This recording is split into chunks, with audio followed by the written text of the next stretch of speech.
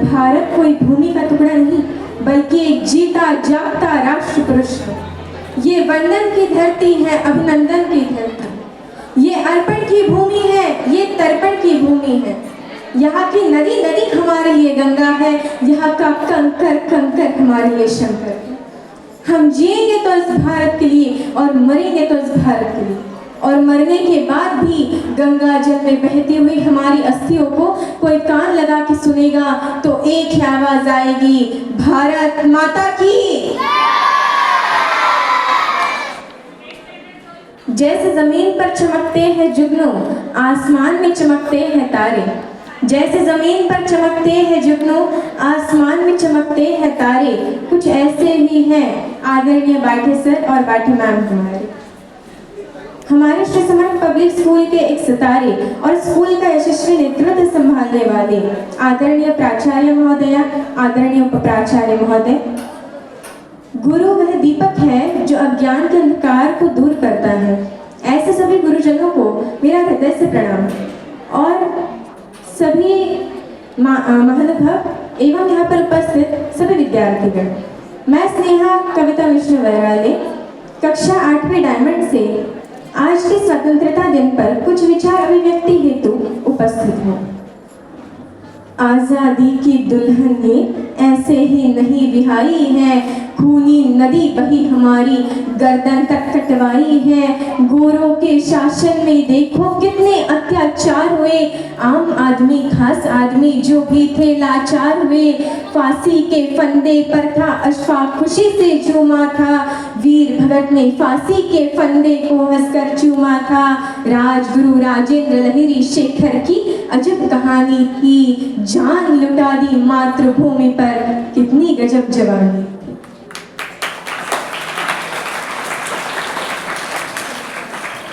मेरा हृदय आज असमंजस में है कि मैं शुरुआत आखिर करूं कहां से।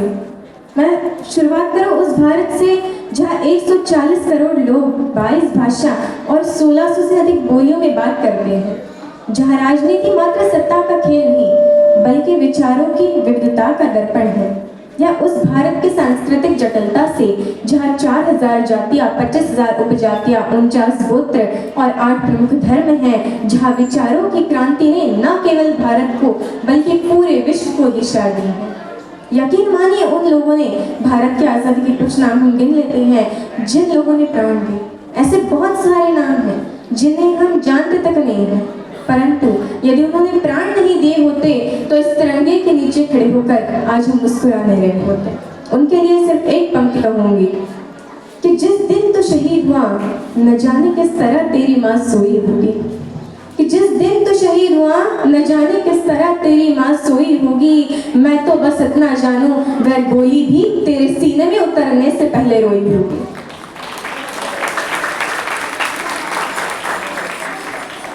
पुलवामा में 44 जवान शहीद हुए, छत्तीसगढ़ में 76 जवान शहीद हुए, पहलगाम में 26 मासूमों की जान चली गई। तब कोई भी मानवाधिकार की दुहाई देने वाला हमारे पक्ष में आकर खड़ा नहीं हुआ, परंतु जब जैन विश्वविद्यालय में एक देशद्रोही के द्वारा भारत तेरे टुकड़े होंगे अफजल हम शर्मिंदा है जैसे देशद्रोही नारे लगते हैं तो सारे मानवाधिकार की ज्ञाता उसके पक्ष में जाकर खड़े हो जाते हैं। तभी तो क्या कहा था उस देशद्रोही ने कि तुम एक अफजल को मारोगे हर घर से अफजल निकलेगा। तो मैं भारत की बेटी अपनी भारतीय सेना की तरफ से आज ये ऐलान करती हूँ कि उस घर में घुसकर मारेंगे जिस घर से अफजल निकलेगा, वो कोख नहीं पलने देंगे जिस कोख से अफजल निकलेगा। उठो देश के वीर जवानों, तुम सिंह बनकर दहाड़ दो और एक तिरंगा झंडा उस देशद्रोही के सीने में गाड़ दो।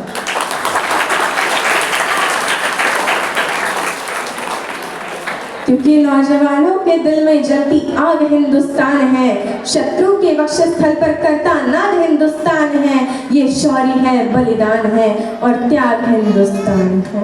मैं मानती हूँ कि राजनीति में युवा नेतृत्व कभी हकीकत हुआ करती थी जो आज बस बयानबाजी बनकर रह चुकी है।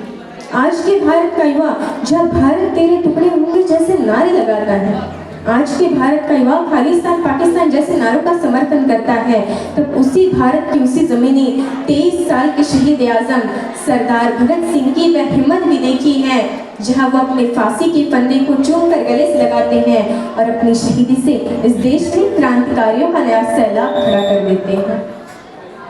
मैं आप सभी से एक प्रश्न पूछना चाहूंगी, वह कौन सी चीज है जिसे हम देख तो सकते हैं परंतु छू नहीं सकते?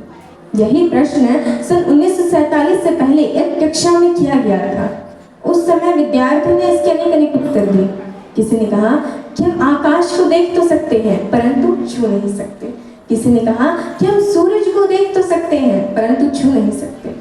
लेकिन उसी कक्षा के बाहर खड़ा होकर पढ़ने वाला एक छात्र दबदबाई आंखों को लेकर खड़ा हुआ और पानी के भरे हुए घड़े की तरफ देखकर बोला कि मैं प्यास से तड़प कर मर भी रहा हूँ, फिर भी मैं इस पानी के घड़े को केवल देख सकता हूँ, छू नहीं सकता, क्योंकि मैं अछूत जाति का हूँ।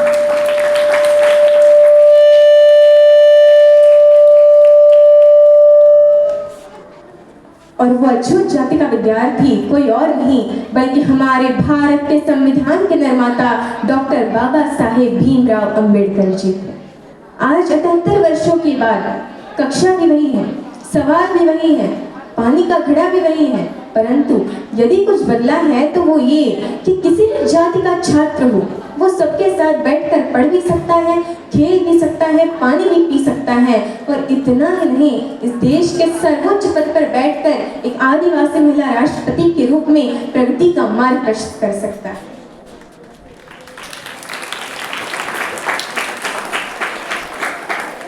जब जब बात हमारे अधिकारों की आई है, तब तब संविधान ने हमारी रक्षा करी है।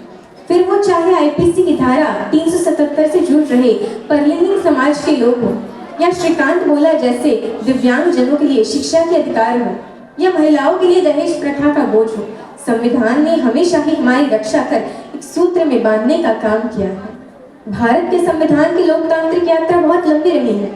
जब भारत आजाद हुआ तो उसके साथ कई और सहोदर राष्ट्र आजाद हुए, परंतु आज हम वहां देखेंगे तो हमें पता चलेगा कि वहां कहीं अराजकता है, कट्टरता है, सांप्रदायिकता है, भूखमरी है, गरीबी है, परंतु भारत एकमात्र ऐसा देश है जो आज उन्नति के शिखर पर बैठा है, क्योंकि उन्होंने धर्म को संविधान माना, हमने संविधान को ही पहला धर्म माना।